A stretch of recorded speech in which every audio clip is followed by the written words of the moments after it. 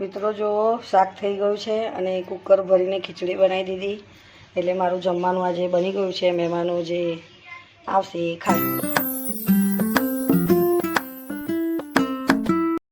જય શ્રી કૃષ્ણ, રાધે રાધે, જય દ્વારકાધીશ, હર હર મહાદેવ.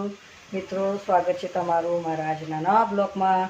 મિત્રો સવારના 11 વાગીને 10 મિનિટ થઈ છે. તમે બધાને ગુડ મોર્નિંગ ને કેમ છો તમે બધા મજામાં? મિત્રો બધા મજામાં જો દ્વારકાધીશ બધાને સારા રાખે. મિત્રો ચેનલ પર નવા હોય તો સબસ્ક્રાઈબ કરજો અને વિડીયો સારી લાગે તો લાઈક શેર કમેન્ટ કરજો. મિત્રો આજે તો દશેરો પણ છે તો તમે બધાને દશેરાની બહુ શુભકામનાએ અને ભગવાન બધાને સારા રાખે. તો આજે દશેરો છે અને આજે અમારા ઘરે મારું બાજુમાં બેસવું. મિત્રો જો તપેલી ભરીને શાક બનાવ્યું છે અને પાટલી તર્યું કુકરની ખીચડી. કેમ કે મારા નાના કુકર છે ને તો નાના કુકરમાં થાય નહીં ને એટલા બધા માણસનું જમવાનું.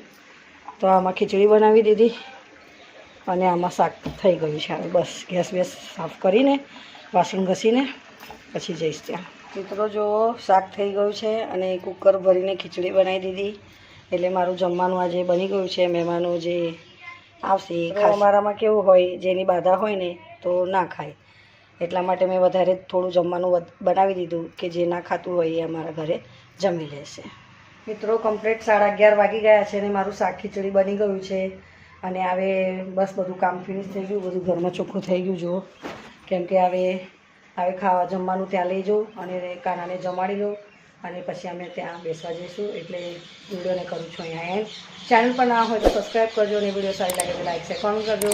તો મળે નવા બ્લોગમાં. જય શ્રી કૃષ્ણ, રાધે રાધે, જય દ્વારકાધીશ, હર હર મહાદેવ. બાય.